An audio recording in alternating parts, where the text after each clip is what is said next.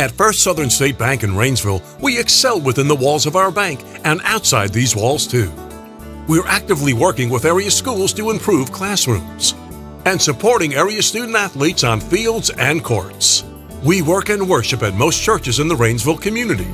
We also work to enhance the lives of area seniors, thanking them for a lifetime of contributions. We're the bankers and corporate citizens at First Southern State Bank. True community banking. Hello folks, this is Andy White down here at Bobby Ledbetter's Twin City in Fort Payne, Alabama. I want to invite everybody to come out to our new location. We're at 1411 Glen Boulevard, right where you turn to go on Airport Road. We've got plenty of inventory for you to choose from. I got cars, trucks, vans, sport utility vehicles of any make and model. Come down here and visit us. Let us see what we can do for you. If you got some slow credit, I've got some banks that'll take care of that. We've got great financing, got a great selection of cars. Y'all come down here and see us. Don't take the first deal that comes along when you can do better at BobbyLedbetter.com and Twin City Used Car Sales, located at 1411 Glen Boulevard in South Fort Payne.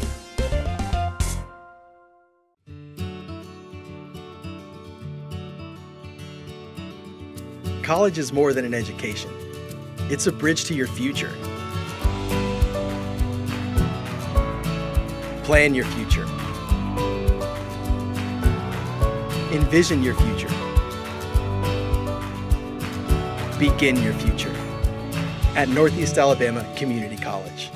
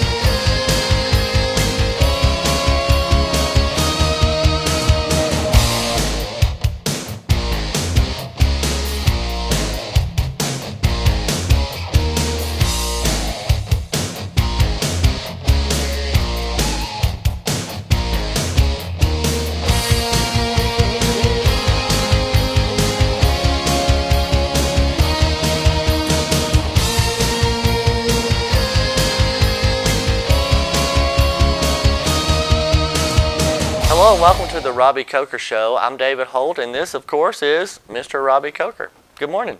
Thanks, David. Always great to be here. Exciting time of year. 28 degrees this morning when I checked my temp. So it's basketball season. It is basketball season. So do you make those boys get up early in the morning to practice? What's your typical routine? You know, I try to reward those guys. They give me so much effort and time commitment that I at least try to let them pick what time we go. We typically go around 8:30 or 9 on the weekend, whatnot. Then on Sunday we'll come in at 1:45 or 2. Coach Benefield told me one time at 5. He said, you know, golly, we ask so much of them. I don't want to make them get here at 5 in the morning. And yeah. It kind of stuck with me. As a player, I hated early mornings, and I'm not a big fan of the early morning as well. So it works out well for us. We kind of let the guys pick what time they come, and generally they want to get over with us too. So we usually, like I said, 9, 10 o'clock in the morning. Well, that's unlike our cohort. I think Heather has early mornings, doesn't she? She does sometimes. Heather's a different deal because she's a mother of 3. Yeah, I'll be harassing her a little bit later today, so possibly. she does a little different. I always wondered how that worked, but you know, 8:30 is doable. Yeah, no question, no question. Now, ironically, they'll get up at 5 in the morning to go hunting or to go Black Friday shopping probably, but they don't want to come to basketball practice. You know. So before we get started, since it's my first year to work with you at the Robbie Coker Show, let's talk a little bit about your history, where you came from, how you got involved with basketball, and sort of end up how you came to Plainview High School. Sure. That's a long story. I know. That's a big question. I maybe a 4-part episode. But, you know, sports was always big in my life. My dad was a sports reporter, photographer, writer, whatever you want to call him, and a very big advocate of high school sports. I grew up at, you know, a field or a court 3 or 4 nights a week. You know, that's really all I knew. And when the ball quit bouncing, and the ball quits bouncing for everybody eventually. And when you're a 5'5" point guard, it's your senior year in high school, and I really didn't have much direction what I wanted to do with my life. I went to Northeast Community College, And Coach Hogan, my high school coach, offered me the 7th grade basketball job at that October. Wow, right out of high school. That's right. That tells you how bad the pay was. And how bad that group was. I love those kids, but obviously nobody wanted to coach them. So, Right. So I started coaching that October, and I knew I'd found my major. I started majoring in physical education and taking some education classes at Northeast that January, and it's really been a whirlwind since then. I've never not had a basketball season. Really? Even the year I was the football coach at Crossville, I did 6th grade Pee Wee with a buddy. Really? So I'm a locker room junkie, man. I love people. I love competition. It brings the best out of me. It brings the worst out of me.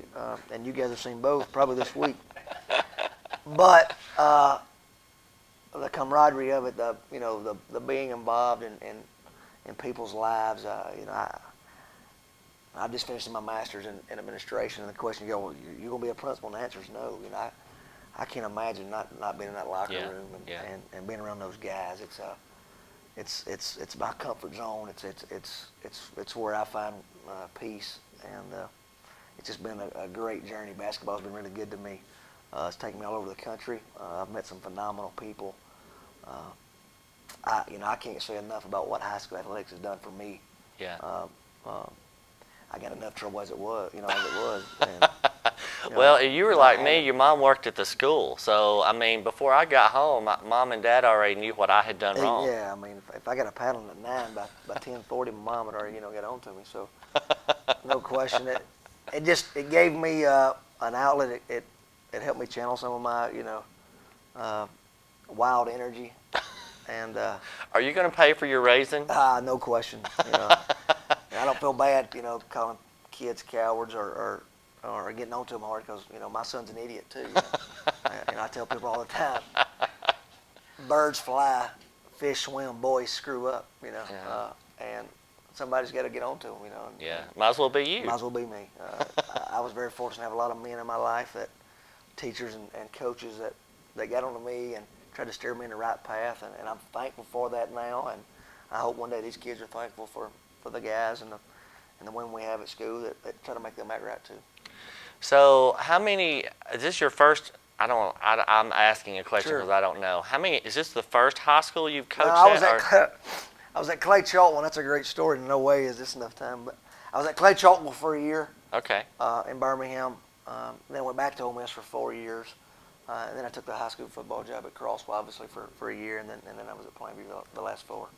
Well, we're certainly glad to have you. Let me ask another question, because I know people are wondering. You dress really nice on the sideline. So what does that come from? Because it goes back to that college deal. All those guys wear coat and tie, and back in the 80s, if you remember, those guys kind of, Coach Rice would wear a tie at Crossville. It's just something that kind of, we got to do. I got to do it at Jacksonville State and Ole Miss, and just it's kind of it's game day. The kids know. I've heard other coaches say it's like a business trip. Yeah. A lot of those football guys wear suits to the game. Right.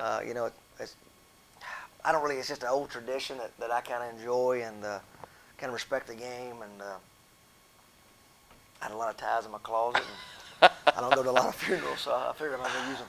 Well, I think it is whatever you get in the habit of doing. For example, I wear ties and a lot to church and blazers, and they're like, you need to dress down a little bit. I'm like, but I like to wear a coat and tie. Sure. It sort of brings another level. It's important to me.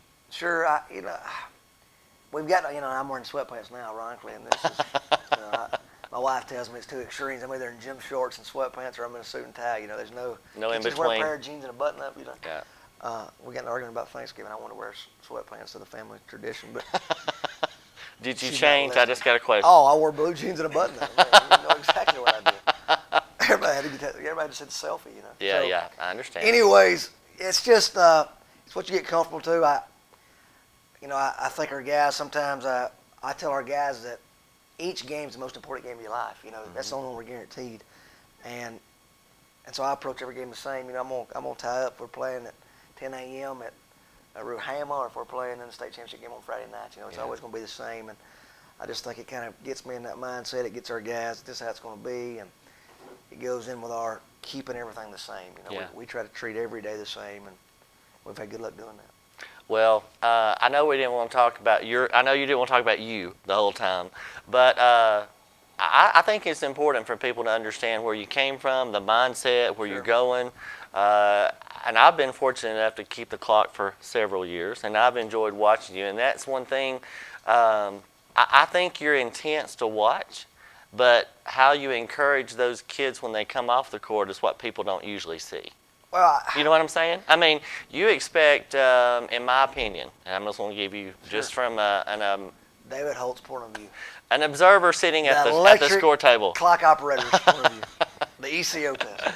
Yeah, I passed. You know, that's a good thing. I have passed that thing. There's lots of coaches I've seen over the years when their player comes on, it's sort of a berating. You know. And there's a time for that, obviously. You know, but by and large, what I've heard you say to the guys is more encouraging. Like there's a standard here, and you didn't come to the standard. Well, you know, and that I think people have a misconception. You look like you're mad at the world, and when they come over, you're chewing on them a little bit. But it's the words you say that are different from what I hear from other people. Coach Williams does a great job of going behind me and putting out fires sometimes, and I've heard him say this before. Don't listen to how he says it. Listen to what he says. You know, and that is. Has anybody told your wife that? Yeah, exactly. And that is the case. You know, obviously, I've learned over the years. You know, most of the time, the guy knows he messed up. He feels just as bad as as mad as you are at him. He feels just as bad. He knows he's messed up too. So it's a thin line there, and if I really try not to get mad about. Shots, I try to give them a lot of counts on offense. I tell them all the time, you can't. So many people judge basketball by how you play the game, by how you play when the ball's in your hand. Yeah. But the game's 32 minutes. The ball's probably in your hand less than a minute a game. Yeah. You spend so much more time on that court doing other things, but yet all that the general public knows is if the ball goes in the hole, you're a good player. Yeah. So I try to take all that out of it and say, look, guys, I'm not worried about that. That's going to happen. I really get frustrated about effort, about toughness areas. Miss a block out, miss assignment. We go over something. This is coming. We don't. You don't respond. Things like that. Now I do tend to lose my mind a little more. But generally speaking, I'm glad you find it occasionally. Sure, You get it back in. But generally speaking, my guys know when they mess up, and they feel just as bad as I am mad about it. So I've tried to. Get better as years. As a coach, you tell your players to get better every year. As a coach, you should get better every year. Well, do you think you've mellowed any? I've mellowed in the fact that I don't like the word mellowed. I like the word matured. Okay. Matured a little. I've done a better job of keeping the main thing the main thing. There you go. There you go, a little elko for you. That is important. And I've not chasing rabbits, and I've done a better job of maybe waiting to correct. Or to now, obviously, there's some cases that we gotta fix it. But of showing the guys on tape the next day and really grinding them up, behind closed doors. The one thing, the heat check, everybody gives me a hard time about heat check. The biggest downfall or the worst thing about heat check was I took away that sanctuary from our guys of the locker room supposed to be a safe place. And by letting that camera in, they kind of got when they made a mistake, got exposed. People could watch that. And that's the one part about it I didn't appreciate. Now, that being said, it also made me a better man. Yeah. Because I had to watch that, and I was disappointed in myself. It was also made me a better coach. Because very rarely in coaching, you go over what you did in the game, but you hardly ever go over your halftime adjustments. You ever go over your practice, and with that heat check footage, I was able to go back and assess myself and, hey, this is bad, this is good, and it really made me a better coach those 2 years with that camera on me. That's neat. So it was very beneficial for me as a coach as well. Let's talk basketball. We played 3 games to this point. The first game was Oxford High School. Are they a 5A school? 6A school. 6A school. Had 2 guys still in football. A little misleading maybe. Coach Vimmer thinks he had his best 7 there. At least 7 of his best 8 there. So they had a good basketball team on the court that night. But he wants a rematch. Oh, no question. It's going to be a dogfight at their place. You know, Coach Van Meter was at Jack State with us. Okay. Okay. We lived together for a year and a half. Okay. So that's how the game Came to be. We played him in the summer 3 or 4 times, and he's always talked about the Civic Center and the crowds and wanting to get up here on the mountain and put his guys in this kind of environment. And our guys didn't disappoint. What a crowd, man. Really proud of the Plainview Faithful. It was a great, great environment for a high school basketball game on Thursday night. Hard game, you know. Yeah. Their athleticism. They've got a Division I player, Marquise Davis, 6'5" wing, jumper and dunk that thing, shoots the 3. He's got Division I potential. I don't think he'll sign Division I out of high school, but I think he'll play Division I basketball if he continues to mature as a player. Point guard Eugene Leonard, special left-hander kid. He's a junior, really good basketball player. And then the kid that was a prize number 23, something Mac. Last name Mac, and really has gotten better. You know, I've seen him play 2 or 3 times, but he jumped and dunked on us twice. You know, made 2 threes. I mean, had a heck of a game. Very, very hard-fought game. We kind of got going in the 4th quarter, started throwing a couple of those threes in. Kobe found the bottom of the net. Hayden White off the bench was phenomenal, 4-6 from 3. I've been impressed with Hayden. Yeah, no question. Kept us in the game early and was really good late. You know, he'll bank in 2 threes. You know, Coach Van Meter after the game, he says, you know, when you got a little bit of home cooking, we'll give you 4 free throws on them dumb technicals. He said, but then you bank in 2 threes. He said, how can we ever beat you if you're going to bank in 2 threes? I said, Coach, we shot 32. I mean, you're bound to bank in one if you shoot 32, aren't you?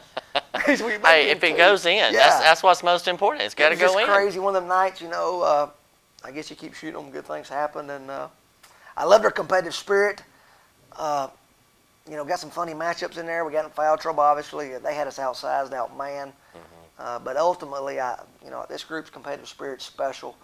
And Coach Ben was very confident. He said that you guys, I could tell that you guys have played in real games. You know, he said when it got clutch time. Yeah. You know, when it got the moment of the, decide the game, he said your guys were smooth. You operated. You know, you backdoored us. You handled the basketball. You just made the right plays, and we did. He's right. You know, got a couple key stops down the stretch, and ended up winning the thing by 5 points. Free throws, had a chance to put that thing away, make an 8 to 12 point game. Free throw shooting's probably been the biggest disappointment so thus far in the season. So I guess you work on that in the practice time. I'm frustrated with my guys, and that's really how I told them, man, come on, guys, we got 2 goals in the Coliseum. We can't spend practice time. Yeah. You know, that's something you got to do on your own. And I still, we hadn't shot, still a small sample size. I think the percentages will correct themselves. You got a couple guys that shooting 0% with their 0 for 2. Yeah. That doesn't make 8 in a row and be shooting 80%. So I'm not trying. I haven't hit the panic button yet on it, but it's time to. Are you reaching toward it? Yeah, we're getting there. we're definitely. I'm trying to look for the panic button. Anyways, I ain't hit it yet. Let's talk about. You said threes a while ago. We've got something at the end of the court, Splashville. RTI's been unbelievable. Unbelievable. We thank those folks for supporting Plainview basketball. RTI's been a stud, man. Throughout changes in leadership, the one true, they've been really good to me since I've been here. A lot of great people over there. Really appreciate their support. It kind of started because we knew we were going to shoot a bunch of threes, and I made the comment last year that we were going to set a state record for threes attempted in a season, which we did. Unfortunately, we didn't break the record for threes made in the season. That's what we need to make. Yeah. But with the way our talent pool is, and it's advantageous for us to shoot a lot of threes. And we got the idea. I was watching the playoff baseball, and one of those playoff baseball teams had the K zone. Every time somebody got a strikeout, they hung a K up. So I kind of pitched that idea to RTI. I know you guys support a lot. How about you donate a certain amount per 3 we make? So we've told the guys if we ever get up a lot to keep shooting threes. We need the money. So they're comfortable. That's right. Hey. No layups, 3 zone. But what's the most we've ever made? We made 21. We set a state record against DR last year. Made 21. Then the next night, Hayden broke it with 22. So we had the state record for about 12 hours. But it was a, They're like, we're going to beat Plainview, right? Nah, I don't think that coming to me. It's, one of them deals. I think they call, you see that number up there, and you kind of text in or email Ron Ingram. Yeah. And bang, back-to-back nights. It was so we're both in the record book, but We held the state record for literally 12 hours. 12 hours. Yeah. Well, at least you held it. That's right. That's right. You got to start somewhere. Let's talk about the second game, which was Lincoln County, Tennessee. And why in the world are we in Lincoln County? That's like the middle of nowhere. Yeah, up there. it's ideal. Ideal. Yeah, it was ideal. Odd. Okay. The guy up there is a guy named Marty Smith. Won 2 state titles at John Carroll. He's Ron Steele and Marty Carroll. Has been around the coaching block, and he actually called me needing a game, and I needed one game. It was a perfect fit for the dates. It just matched up well, so we made it happen. Actually, it was a pretty good, wasn't a terrible travel. Yeah. It took us about an hour and 15 minutes. In Tennessee, there's only 3 classifications in basketball. There are 3A, 1,200 kids, 9th through 12th grade. He's trying to get that thing turned. This is his first year there, obviously, and it just worked out, man. And it was a very unique game because they had something going on in the high school gym. We ended up playing in the middle school gym Saturday afternoon. It was, a pretty good crowd, for that smaller gym, which was an old high school gym. It had a feel of a little bit of a Hoosiers game. It was really good. It was fun. All I've heard is how hard it was for the people to find it. The curvy roads and that kind of deal. It's called Google, guys. It's not that hard anymore. Weren't the boys kind of car sick on the bus, though? I don't know. There's no excuses. Back in the day, my dad had that big green mount we'd pull down. Here we go. We're going to Oakman tonight. We're always going to the playoff football game. So now you just speak it in your phone. Siri tells you how to get there. Follow. As long as you take the right turns. If you don't, she corrects you. That's right. She'll tell you you're wrong. So tell me about that game. I was going to go, but I didn't find anybody who wanted to ride with me. It was an odd game. Extremely well officiated game. It was it was just different. Anytime it was a contact, it was a foul. They called the games like it was an 80s game too, and really? We had to adjust to it. And we did. Lincoln County plays 15 different zone defenses. They try to muck the game up. Offensively, they run some triangle stuff, some Princeton stuff. They slow the game down. So it was a hard game for us. It was good for us to play in one of those. We can't simulate all those zones. You don't have time to teach them all. What's left to go over them. So it was good for us to play in that game. And then if we made a mistake on defense, they made us pay. And the way we played defense, all that action was extremely hard to guard. It was a good game, back and forth. We had control of the game, most of the game, and then in the third quarter we kind of put it away. I think we was up 18 or 20 going into the fourth. Just kind of a methodical game for us. Did a great job valuing the ball. Created a lot of turnovers. Made our 10 threes. So is that the goal? You want 10 threes? Yeah, 10 per threes is game? a good number for us. Last year when we make 10, eight's a good number, but really ideally if we make 10 threes, we're hard to guard if we can throw 10 in. We forced a lot of turnovers. Got some easy offense in transition. Just a solid team win. All of our guys played pretty good. Nobody played great. Nobody played bad. It was just kind of a methodical win. Road game, difficult. Scout. It was good. It was a great experience for us going forward. That's good. Well, the third game was Westminster. They came to the Plainview to play, and they're always an intense game to play. So tell me about that game. Coach Stapler does a great job. A lot of respect for him. He's going to be a Hall of Famer, first ballot. He's won 3 state titles, 1,000 games probably, who knows. Just a ball coach. Won a state 2 years ago. Last year was a rebuild. He had a couple guys sitting out. That are back. Yeah. Really big, strong, physical basketball team. And before the game, coaches talk, and you don't know who you can listen to or you can't. But he said, Coach, we can't play with you tonight. He said, but when we play in January, that's going to be a dogfight. He said, I get those other 2 kids back, we're going to be really good. He said, we're going to figure this thing out. And which makes me dread going over there. January. Because they're good, and they're going to. He's right. They're going to have a chance to win it again. Yeah. When he gets his hands on them, when they figure it, when it clicks for him, and he gets those other 2 kids back. That one of them's coming off an ACL, one of them had a hip injury. Once he gets his 8, right now he's got about 6. Once he gets 8, it's going to be a dogfight because they are extremely physical and tough on the defensive end. You know what you're going to get. They're going to be in man-to-man. They're going to bump cutters. They're going to box you out. They're going to get the help side. And then offensively, he does a great job of exposing your weaknesses. And they threw the thing close. Got great shots. really, use their size for their advantage, and really were dominating the game. I think I looked at them, we're down 14 in the third quarter. It's kind of a catch-22 for us. We've got to play in the full court, especially against teams with size. But if we're not making shots, we can't set up a press. Yeah. First half, they limit us to 15 points. Obviously, that's about 5 or 6 field goals. Yeah. You don't have many opportunities to set up your press. You don't have many opportunities to create tempo. Once we made a couple shots in the third and got that thing going the way we want to get it going, I think you saw us at our best. We had about a 4-minute stretch there where we were special. Jeffrey, Caden, G&G Cade, Kobe hit one, I think. Cooper's been really good. He's going back to Lincoln County. Cooper was probably the bright spot in the game. I just think our guys, we kind of feed off each other, and we get that thing kind of in the pace we wanted. Scored 32 points in the third quarter. That's what I was most impressed with. When they were down, they didn't quit playing. No, they just kept. Our guys are, and they could disappoint me tomorrow night, but our guys really, I've coached these groups since in 7th, 8th grade. They really never disappoint me. They've all showed up ready to play. Their competitive spirit, I keep using that word to describe them, is just second to none. We'll be having a bad practice, and we can just start going 5-on-5 and correct it because they love to compete. Yeah. They're a competitive group.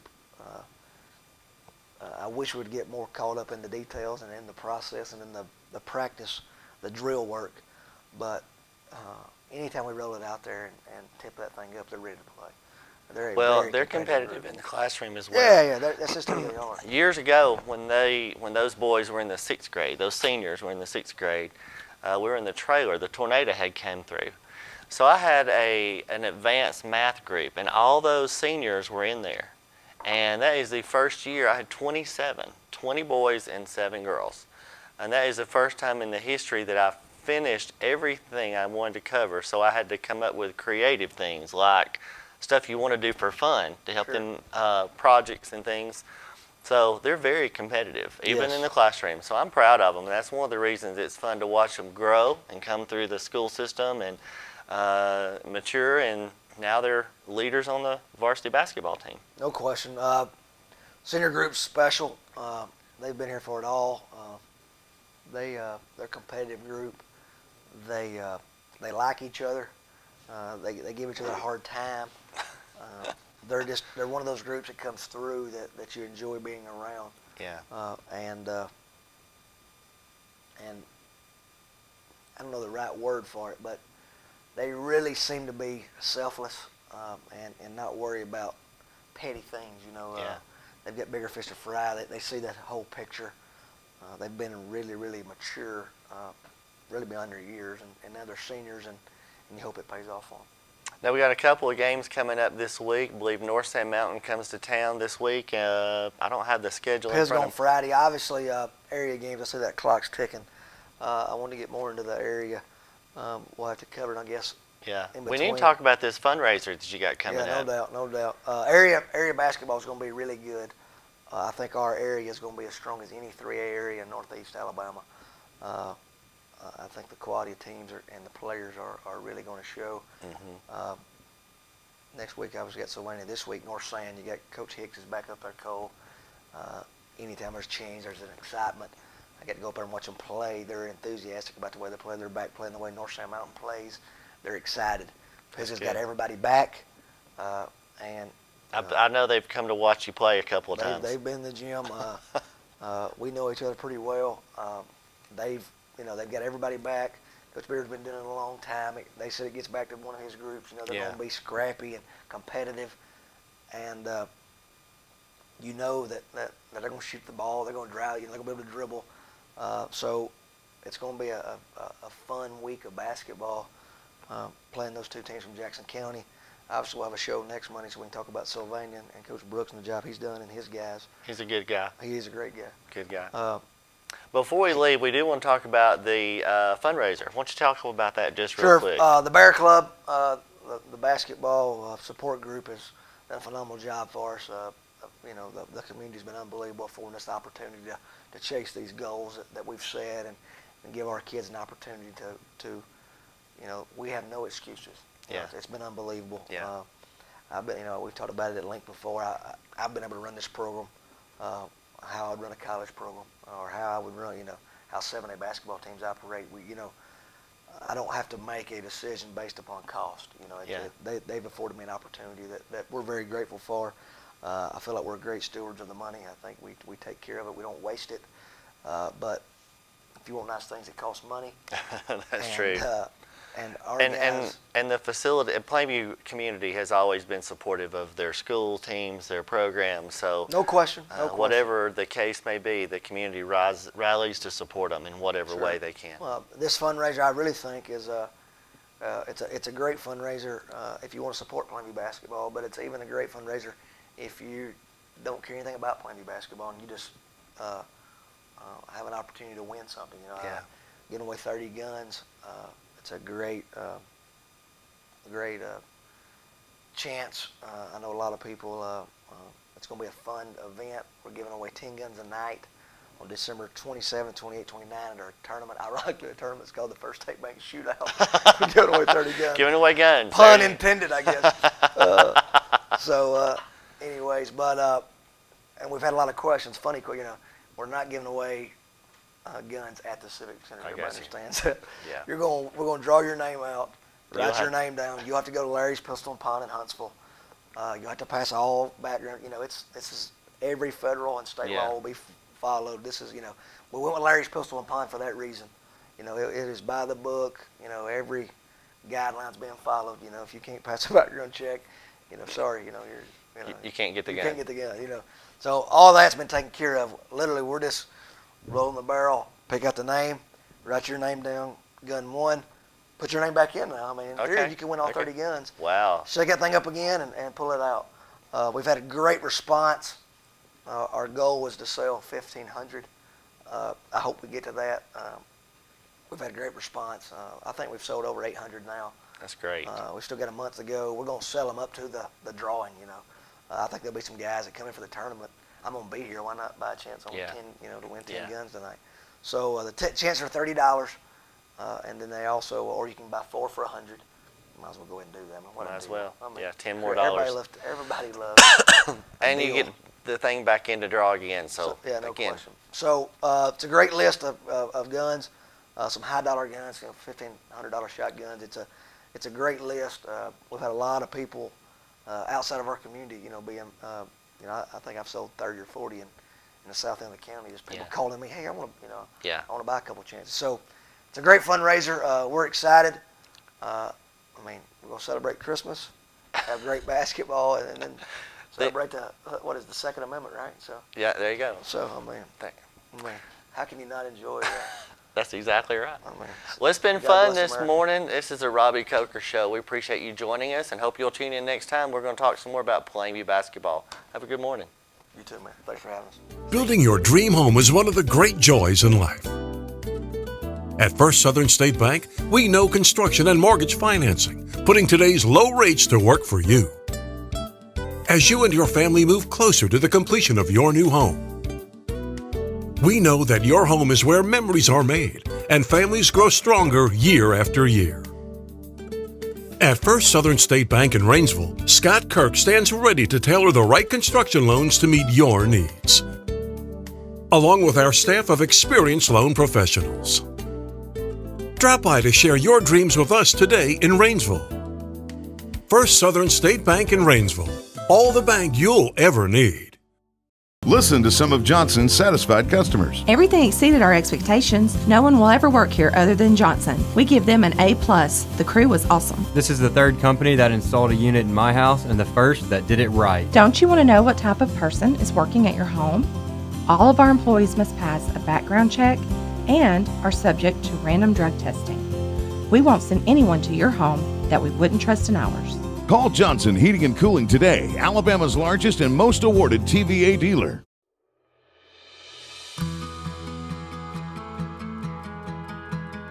How do you show love? With the big things? The little things? The tough things? Your everything. Show them you care. Alpha Insurance.